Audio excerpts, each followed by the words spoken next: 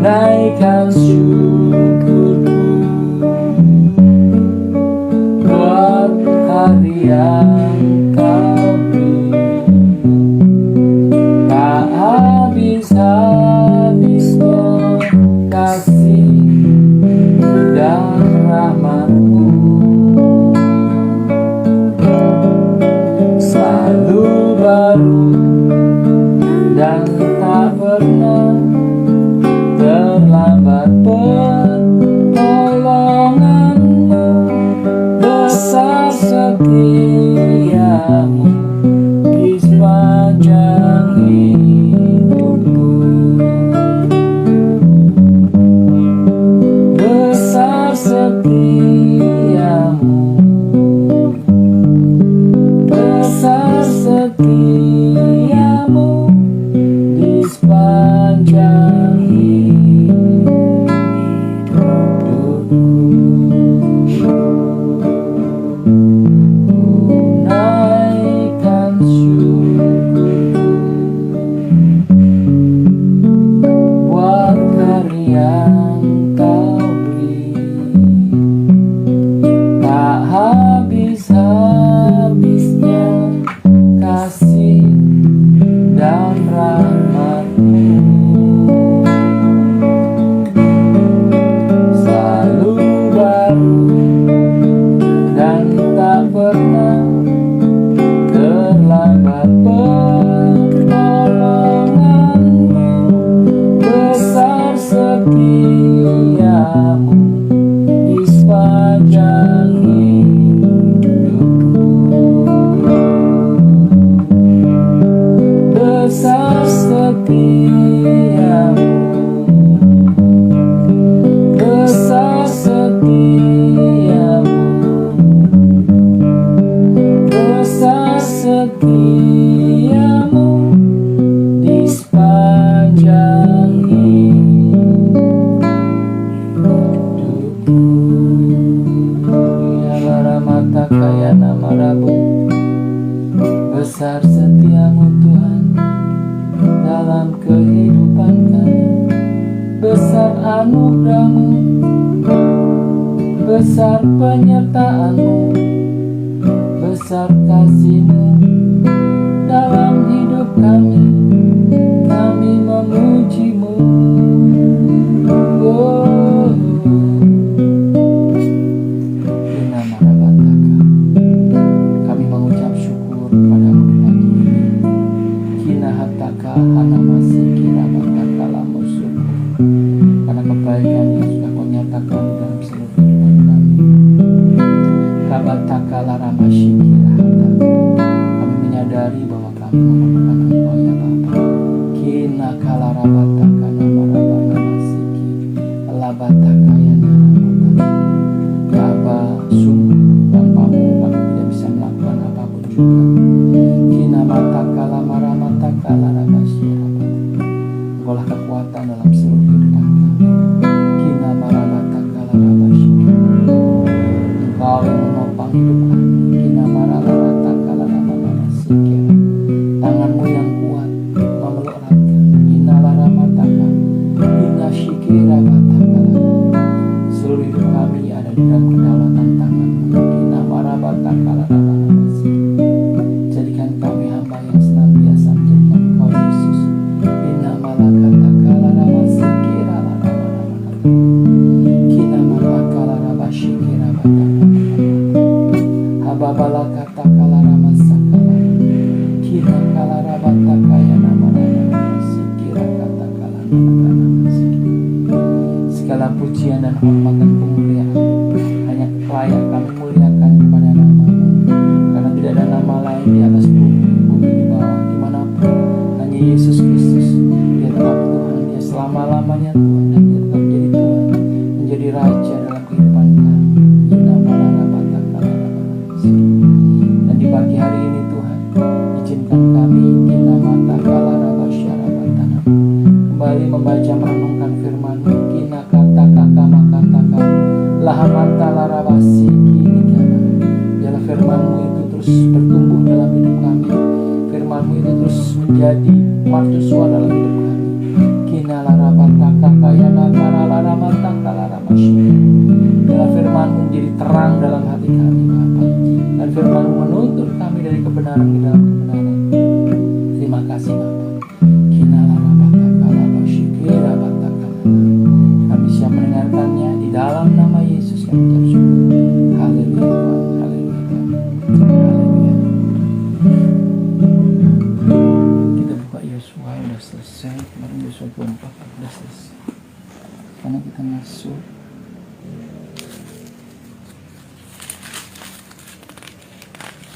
Hakim-Hakim.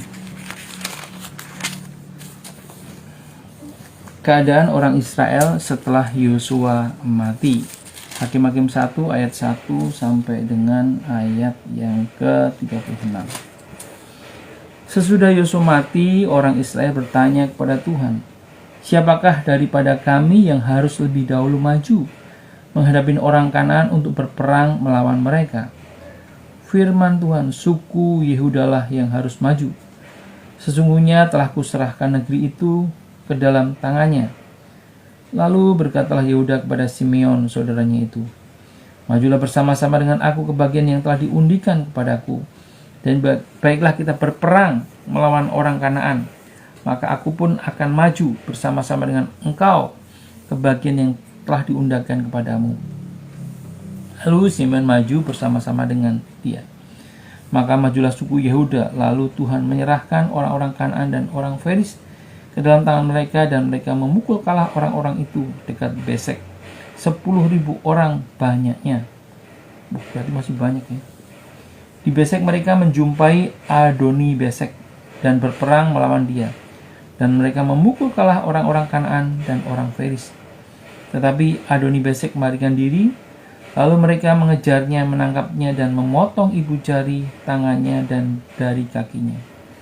Kata Adoni Besek, ada 70 raja dengan terpotong ibu jari tangannya dan kakinya, memungut sisa-sisa makanan di bawah mejaku. Sesuai dengan yang kulakukan itu, demikianlah dibalaskan Allah kepadaku. Kemudian ia dibawa ke Yerusalem dan mati di sana. Sudah itu Bani Yehuda berperang melawan Yerusalem, merebutnya, lalu memukulnya dengan mata pedang dan memusnahkan kota itu dengan api. Kemudian Bani Yehuda maju berperang melawan orang Kanaan yang diam di pegunungan di tanah Negeb dan di daerah bukit. Lalu suku Yehuda bergerak menyerang orang Kanaan yang diam di Hebron. Nama Hebron dulu adalah Kirya Arba, dan memukul kalah Sisai, Ahiman, dan Talmai. Dari sana mereka bergerak menyerang penduduk Debir. Nama Debir dahulu adalah Kirya Sefer. Berkatalah Kaleb, "Siapa yang mengalahkan dan merebut Kiryat Safer, kepadanya akan kuberikan Aksa anakku menjadi istrinya." Dan Otinel anak Kenas adik Kaleb merebut kota itu. Lalu Kaleb memberikan Aksa anaknya kepadanya menjadi istrinya. Ketika perempuan itu tiba, dibujuknya suaminya untuk meminta sebidang ladang kepada ayahnya. Maka turunlah perempuan itu dari keledainya lalu berkata kepadanya, "Ada apa?" Jawabnya kepadanya, "Berikanlah kepadaku suatu hadiah telah kuberikan kepada tanah yang gersang. Berikanlah juga kepadaku mata air." Lalu Kaleb memberikan kepadanya mata air yang di hulu dan mata air yang di hilir. Keturunan Hobab ipar Musa, orang Keni itu maju bersama dengan Bani Yehuda dari kota pohon korma ke padang gurun Yehuda di tanah Negeb dekat Arad. Lalu mereka menetap di antara penduduk di sana. Yehuda maju bersama-sama dengan Simeon saudaranya itu. Lalu mereka memukul kalah orang Kanaan, penduduk Sofat. Mereka merampas kota itu, sebab itu kota itu dinamai Horma. Selanjutnya suku Yehuda merebut Gaza dengan daerahnya, Akselon dengan daerahnya, dan Ekron dengan daerahnya. Dan Tuhan menyertai suku Yehuda sehingga mereka menduduki pegunungan itu, tetapi mereka tidak dapat menghalau penduduk yang di lembah, sebab orang-orang ini mempunyai kereta-kereta besi. Kepada Kaleb telah diberikan Hebron seperti yang dikatakan Musa dahulu, dan dari sana telah dihalaunya anak orang Enak yang 3 itu. Tetapi orang Yehuda penduduk kota Yerusalem tidak dihalau oleh Bani Benyamin. Jadi orang Yabus itu masih diam bersama-sama dengan Bani Benyamin di Yerusalem sampai sekarang. Keturunan Yusuf juga maju menyerang Betel dan Tuhan menyertai mereka. Keturunan Yusuf menyuruh orang-orang mengintai Betel itu. Nama kota itu dahulu adalah Luz. Ketika pengintai-pengintai itu melihat seorang keluar dari kota itu, maka berkatalah mereka kepadanya, "Tolong tunjukkan bagaimana kami dapat memasuki kota ini, maka kami akan memperlakukan engkau sebagai sahabat." Lalu ditunjukkannya lah kepada mereka bagaimana mereka dapat memasuki kota itu. Dan mereka memukul kota itu dengan mata pedang, tetapi orang itu dengan seluruh kaumnya dibiarkan mereka pergi. Orang itu pergi ke negeri orang Het dan mendirikan di sana sebuah kota yang dinamainya Luz. Demikianlah nama kota itu sampai sekarang. Suku Manase tidak menghalau penduduk Bet-Sen dan penduduk segala anak kotanya, penduduk tanah dengan segala anak kotanya, penduduk Dor dengan segala anak kotanya, penduduk Yibleam dengan segala anak kotanya, dan penduduk Magido dengan segala anak kotanya. Sebab orang Kanaan itu berkeras untuk tetap diam di negeri itu. Setelah orang Israel menjadi kuat, mereka membuat orang Kanaan menjadi orang Rodi dan tidak menghalau mereka sama sekali. Suku Efraim pun tidak menghalau orang Kanaan yang diam di Geser, sehingga orang Kanaan itu tetap diam di tengah-tengah mereka di Geser. Suku Zebulon tidak menghalau penduduk Kitron dan penduduk Nehalok, sehingga orang Kanaan itu tetap diam di tengah-tengah mereka walaupun sebagai orang Yahudi. Suku Aser tidak menghalau penduduk Ako, penduduk Sidon, serta Ahlab, Aksa, Hilba, Efek, dan Rehob, sehingga orang Asher itu diam di tengah-tengah mereka, orang Kanaan, penduduk asli negeri itu, sebab orang-orang tidak dihalaunya. Suku Naftali tidak menghalau penduduk Bet Sames dan penduduk Bet Anat, sehingga mereka diam di tengah-tengah orang Kanaan, penduduk asli di negeri itu. Tapi penduduk Bet Sames dan Bet Anat menjadi Rodi bagi mereka. Orang Amori mendesak Bani Dan ke sebelah pegunungan dan tidak membiarkan mereka turun ke lembah. Dan orang Amori itu berkeras untuk tetap diam di Heres di Ayalon dan di Salabim, walaupun mereka mendapat tekanan berat dari keturunan Yusuf, sebab mereka menjadi orang Rodi. Daerah orang Amori itu dimulai dari pendakian Akrabin, dari Sela terus ke atas. Haleluya, puji Tuhan. Ini pembacaan Hakim-Hakim, jadi menceritakan bagaimana kehidupan bangsa Israel setelah Yosua mati. Nah, ternyata firman Tuhan mengatakan, suku Yehudalah yang harus maju, sesungguhnya telah kuserahkan negeri itu ke dalam tangannya. Nah, kalau kita baca di Hakim-Hakim 1 ini suku Yehudalah yang terus berperang, ya kan? Bahkan dikatakan, maka majulah suku Yehuda, lalu Tuhan menyerahkan orang-orang Kanaan dan orang Faiz ke dalam tangan mereka, dan mereka memukul kalah orang itu, 10.000 orang banyaknya. Begitu juga di Besek, mereka hancurkan semua, hancurkan. Tetapi ada beberapa suku yang di sini yang disebutkan, suku Manase, suku Efraim, suku Zebulon, suku Aser, suku Naftali, itu mereka tidak melakukan persis seperti yang Yehuda lakukan. Itu, jadi ya kembali lah, kita belum membaca seterusnya apa yang terjadi, tetapi kalau kita baca di ayat yang kedua itu, malaikat Tuhan di Bohlem dan orang Israel menyembah berhala pada zaman Hakim-Hakim.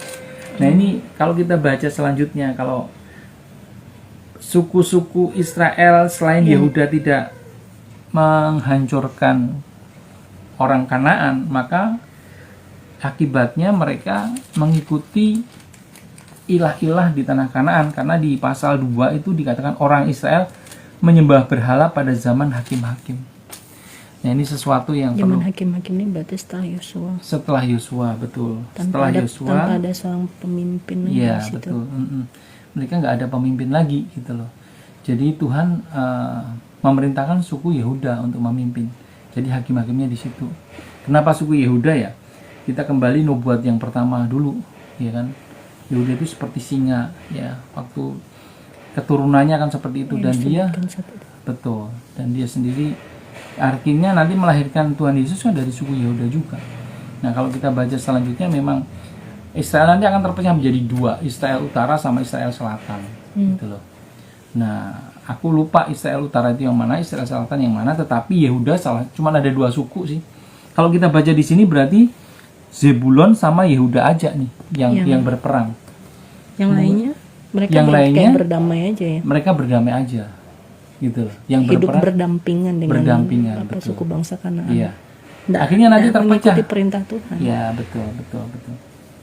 Ya. Karena memang mereka bukan bangsa keturunan perang kan, mereka bukan pasukan yang dilahirkan ini. Kan ada disebutkan satu suku ini dia sebagai apa, suku ini seperti apa gitu. Iya, betul. Nah, tapi pada dasarnya memang Tuhan memerintahkan mereka untuk menghancurkan, tetapi menghabiskan. Tetapi kembali ke pilihan masing-masing, dan kita udah baca nanti di hari berikutnya besok Senin di pasal yang kedua itu, setelah Yosua mati dipimpin hakim-hakim. Nah, di situ bangsa Israel mulai, karena dia berdampingan dengan orang Kanaan, cepat atau lambat mereka mulai terpalingkan penyembahannya bukan lagi kepada Allah tetapi kepada berhala. Logikanya gini, bangsa ini kan bangsa yang besar, bangsa pilihan Allah yang memang dia keluar dari tanah Kanaan itu dengan dahsyat caranya Allah. Kalau kita ngeliat dengan kehidupan kita yang sekarang itu, kok kayaknya mereka tuh mudah gitu berpaling. Sejarah kehidupan mereka, bangsa nenek moyang mereka ini kan luar biasa. Itu makanya sampai Allah tuh mengatakan mereka yang benar-benar bangsa yang tegar tengkuk, bahkan yang sangat mengecewakan gitu lah ibaratnya. Ini kan udah bangsa pilihan tapi kok mereka seperti itu perlakuannya. Ya kalau kita dalam kehidupan kita sekarang hidup di dunia yang bermacam ragam. Tetangga kiri kanan kita, muka belakang, teman kerja di kantor kita, bahkan kita tidak melihat gitu loh. Kita tidak melihat karya Allah itu langsung. Kita juga bukan keturunan langsung dari bangsa Israel gitu loh. Tapi kalau kita melihat pemeliharaan Tuhan terhadap orang-orang yang seperti kita ini luar biasa. Dalam kehidupan kita ini ya, maksudnya coba lihat mereka hidup berbaur aja hanya karena berbaur hidup dan mereka ada di tengah-tengah itu kok mudah gitu terhasut meninggalkan Allahnya mereka kita nggak tahu bentuknya seperti apa dalam kondisi kita yang sekarang. Mungkin juga dalam kondisi kita sekarang Allahnya yang zaman sekarang gitu, banyak hal sih, banyak hal yang Allah zaman sekarang ya, yang kita sendiri juga harus mengoreksi diri juga. Ya kalau aku lihat ini kan kembali kepada keluarga demi keluarga, ya kan. Kembali ke pria juga sih. Pria sebagai kepala rumah tangga, bagaimana dia memimpin keluarganya. Dari keluarga nanti akan bikin kelompok menjadi satu kampung menjadi satu kota menjadi satu wilayah, provinsi, dan akhirnya negara. Jadi kenapa bangsa Israel khususnya suku-suku tadi akhirnya mulai menyembah berhala? Satu, mungkin waktu itu mereka tidak membaca firman Tuhan setiap hari, ya kan. Mereka menyembah kan juga belum ada alat komunikasi, mereka cuma mendengar, mungkin bisa sebulan sekali atau seminggu sekali gitu loh. Kalau di zaman Musa kan mereka beri persembahan korban terus, tapi saya lihat di sini jarang loh mereka membawa korban. Tapi kan itu itu kan dibawa kan? Iya, dibawa. Itu ditaruh di mana? Nah, enggak, makanya kan di satu tempat di Silo namanya. Di Silo. Mereka kan datang ke situ kan, terus beribadah kan, beribadat. Tapi di sini nggak disebutkan. Artinya kalau yang di zaman Musa mereka setiap saat bawa korban gini kan kelihatan gitu loh. Dan mereka dengan mata kepala sendiri bisa melihat hadirat Allah. Nah itu dia. Pada saat melihat karena imannya percaya ada kekuatan karena melihat gitu. Ya. Nah sejak zaman Yosua mati segala sesuatu udah disampaikan kan. Nah kembali kalau saya aturan Musa udah dibacakan, ya kan? Dia udah berjanji dia sudah membacakan kembali peraturan Musa dan dibacakan lagi gitu di tengah jemaat itu. Ya tergantung ke jemaat itu aja lagi. Nah, kalau aplikasi sekarang sih ya memang setiap keluarga seperti ya kita berdua lah, ya kita udah usia juga udah lumayan. Ya kita mulai membangun hubungan yang mulai dari rumah gitu loh. Bagaimana setiap hari kita membangun keintiman dengan Tuhan. Itu pun kita nggak gampang kan, banyak aja hal yang membuat kita fokus kita bisa teralihkan. Ya kita boleh lihat pekerjaan yang kecil, hal-hal yang kadang-kadang membuat kita nggak memprioritaskan Tuhan sebagai yang pertama gitu loh. Saya juga menyadari itu gitu, karena bangun kadang-kadang kesibukan ngerjain ini itu Kadang-kadang oke nanti aja. Padahal dalam hati kecil tuh tahu bangun kita untuk memuji menyembah Tuhan seperti yang kita lakukan. Nah itu memang harus dibangun. Ya kita harus lakukan setiap hari. Memang kita harus memaksakan. Dan aku bersyukur punya kamu yang bisa ingetin. Ayo mas kembali. Ya itulah gunanya suami istri ya. Jadi bagaimanapun juga saling mengingatkan lah. Ya. Kembali ke firman, diingatkan, dibaca lagi, hati kita berkobar-kobar lagi. Nah itu sebetulnya yang dibutuhkan Tuhan setiap waktu. Nah, saya nggak tahu waktu itu bangsa Israel, kenapa akhirnya dia menyembah ke Allah-Allah bangsa Kanaan. Apakah mereka tidak melakukan seperti itu gitu loh. Dan untuk zaman sekarang pun juga banyak juga sih orang-orang yang mengaku Kristen.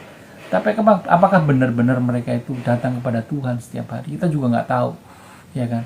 Tapi buat kita berdua, kita bisa bagikan di media sosial. Itu komitmen kita mau membangun hubungan komunikasi setiap hari dengan Tuhan. Ya karena ada kerinduan juga bahwa setiap keluarga rumah tangga di masa kayak sekarang ini banyak waktu di rumah. Mudah-mudahan ini bisa menjadi sesuatu yang Tuhan boleh masuk di situ gitu.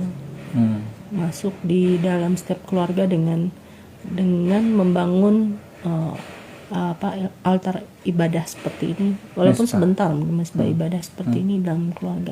Nah kalau kita ngeliat ini kan akibat kemudiannya tuh fatal ketika bangsa Israel. Nah ini juga harus mengingatkan kita juga sih dalam kehidupan yang kita sekarang ini. Kita juga harus juga tahu kejadian kehidupan kita ini dalam setiap periode kehidupan yang kita lalui ini juga kita harus langsung mengoreksi apakah ada suatu hal kesalahan yang kita lakukan gitu kan. Bisa jadi lah ini kan juga bangsa Israel, bangsa pilihan pun Allah memang hadir di situ, Allah memang nyata present di situ pun dia bisa kecewa gitu saat itu. Langsung kelihatan ya hasilnya akibat perbuatan dosa, pelanggaran itu hasilnya tuh langsung kelihatan gitu. Nah kalau di dalam kehidupan kita yang sekarang kan sebenarnya kita bisa ngelihat juga tuh, akibat pilihan-pilihan bebas kita ini gitu. Kita bisa jauh dari Tuhan, bisa merasa nggak damai sejahtera, kehidupan kita jadi biasa-biasa aja. Yang mestinya adalah kita anak-anak Allah adalah anak-anak yang memiliki janji Allah itu sendiri dalam kehidupan kita menjadi anak-anak yang berbeda. Baik dari segala kehidupan gitu. Nah, jadi jangan juga kalau aku ngerasa ya banyak sih di luar yang orang itu dengan menggunakan keadaan dia dengan keterpurukan hidup dia mengatakan hidup itu yang dipelajari ya. Itu yang dipelajari dalam pelajaran yang ada itu. Jangan-jangan tuh sebenarnya dia jadi batu sandungan kan kemarin waktu sekolah kuliah itu kan disebutkan janganlah hidupmu jadi batu sandungan. Janganlah membuat orang lain jadi berpaling, justru orang ragu-ragu untuk mengikuti Yesus gara-gara kehidupan kamu tidak menjadi teladan gitu loh. Nah, teladan kan banyak hal.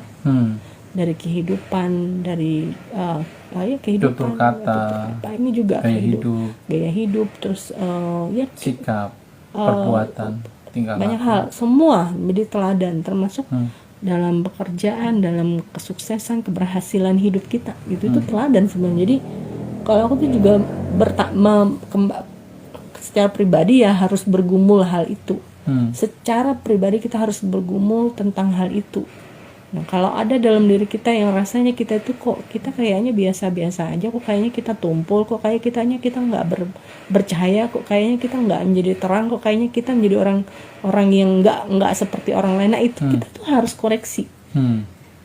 Jangan kita menginikan keadaan itu ya ini Tuhan memberikan kita hidup apa adanya gitu loh. Maksudku kita tuh harus cari tahu apakah ini yang menyenangkan Tuhan dengan keadaan keterbatasan kita itu. Tentu tidak. Tuhan justru ingin kita ini menunjukkan sebagai anak-anak Dia dalam kehidupan yang nyata kita tuh memang bersinar terang gitu lah dalam segala hal, menjadi panutan. Ini yang harus kita berlomba-lomba secara pribadi, kita berlomba-lomba untuk memenangkan itu. Ya, kita kembali ke firman Tuhan di sini kan. Ini perikopnya keadaan orang Israel setelah Yosua mati. Jadi kalau saya boleh katakan bahwa kehidupan bangsa Israel setelah tidak ada pemimpin. Iya. Sama nggak dengan keadaan sekarang? Kita PPKM kayak begini, Hmm. gereja tidak lagi kan, yang langsung apa? Itu kayaknya kembali kepada setiap keluarga. Makanya ada kerinduan itu kayak kerinduan kita untuk juga setiap kepala keluarga rumah tangga Kristus Allah ini kuat gitu loh.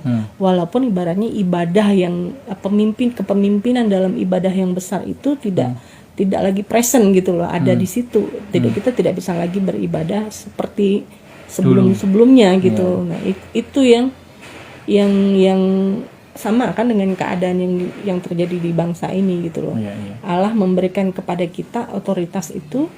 Apa yang harus kita lakukan dengan situasi sekarang ini? Mungkin juga banyak orang terbatas finansial, keuangan, banyak aja dia bisa melakukan banyak hal. Entah dia kemudian menyangkal Yesus untuk supaya hidupnya bisa terselamatkan, karirnya bisa bagus, bisa jadi mas. Benar nggak? Dengan situasi kayak sekarang ini. Iya. Ya, segala sesuatu sih bisa terjadi. Makanya kenapa Tuhan tuh berikan kepada kita otoritas khususnya untuk saat ini ya. Kalau baca di tempat ini kan Yehuda yang diberikan untuk memimpin berperang, dan Yehuda melakukan gitu, dia menaklukkan orang-orang Kanaan. Bahkan di ayat yang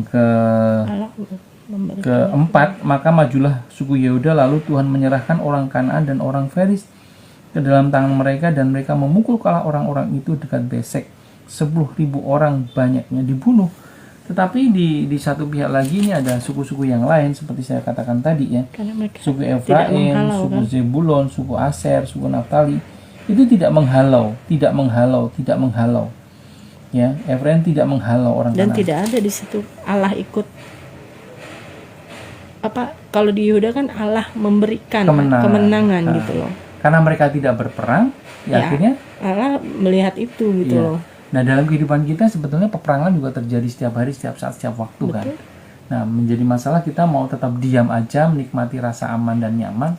Udahlah hal itu menjadi biasa, atau kita mau berperang terus. Nah, kalau kita berperang melawan segala sesuatu yang Tuhan katakan, kalau ikut aku menyalibkan daging kan, ya kan, peperangan seperti itu. Tapi banyak juga adalah aku nyaman lah. Yang penting ikut Tuhan Yesus, diselamatkan, mati masuk surga, ya kan. Sebenarnya bukan itu sih sebetulnya. Bisa jadi kita juga punya PR memenangkan banyak jiwa-jiwa itu dengan caranya yang seperti dan kondisi kayak sekarang gitu. Banyak itu menjadi tugas kita berperang untuk memenangkan jiwa-jiwa ini. Bisa juga. Pasti Allah akan memberikan kemenangan itu seperti yang terjadi dengan bangsa Yehuda. Kalau kita hanya diam saja dan membiarkan saja, nggak ada karya Tuhan di situ. Nah, dan kita akhirnya malah terseret kan. Bisa jadi. Menjauh daripada Tuhan dan menyembah ilah lain sih. Itu aja sih yang kita dapatkan, bahwa komitmen kita jangan kita hanya berpangku tangan, tetapi kita harus terus berperang melawan kedagingan, berperang melawan segala sesuatu yang bertentangan dengan firman Tuhan. Jangan biarkan rasa nyaman membuat kita menjadi malas. Dengan kemalasan itu akhirnya kita jadi lupa dan tidak ada karya Tuhan di situ. Tidak ada karya Tuhan di situ. Ya. Oke, kita tutup dalam doa ya. Terima kasih Bapa, terima kasih Tuhan Yesus untuk firman-Mu dalam pembacaan Hakim-Hakim yang pertama.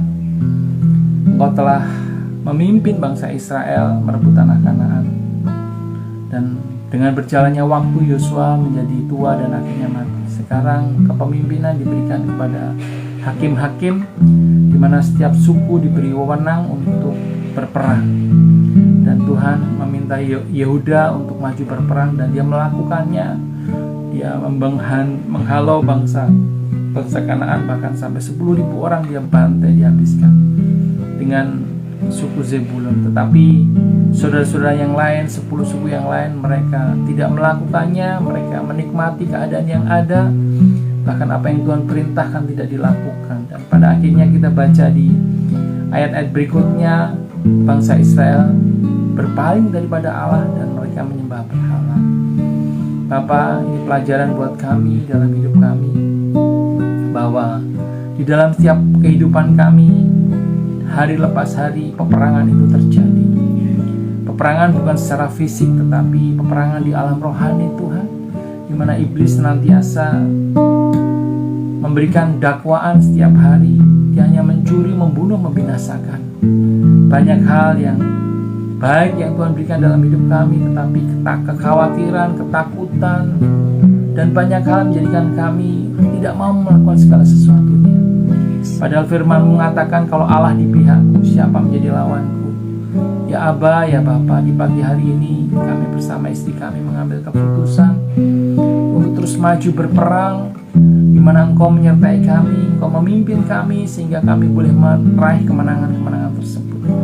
Terima kasih ya Bapa untuk firman-Mu di pagi hari ini. Hamba-Mu sudah selesai berbicara, istri kami juga selesai berbicara, dan biarlah apa yang kami sharingkan boleh menjadi berkat. Terima kasih Tuhan kalau kami boleh kembali melakukan siaran langsung Tuhan, di mana hari-hari sebelumnya hamba-Mu keluar kota, kami harus berpisah dengan istri kami. Terima kasih ya Bapa untuk segala kebaikan-Mu, terima kasih untuk anugerah-Mu. Hanya di dalam nama Yesus kami mengucap syukur. Haleluya Tuhan. Amin. Terima kasih Yesus. Terima kasih Yesus. Ku beri syukur hanya bagimu, ya Allahku, ya Tuhanku. Terima kasih Yesus. Terima kasih Yesus. Ku beri syukur hanya bagimu. Terima kasih Yesus. Ku beri syukur hanya bagimu. Terima kasih Yesus. Haleluya. Sampai jumpa esok hari dalam nama Yesus. Amin.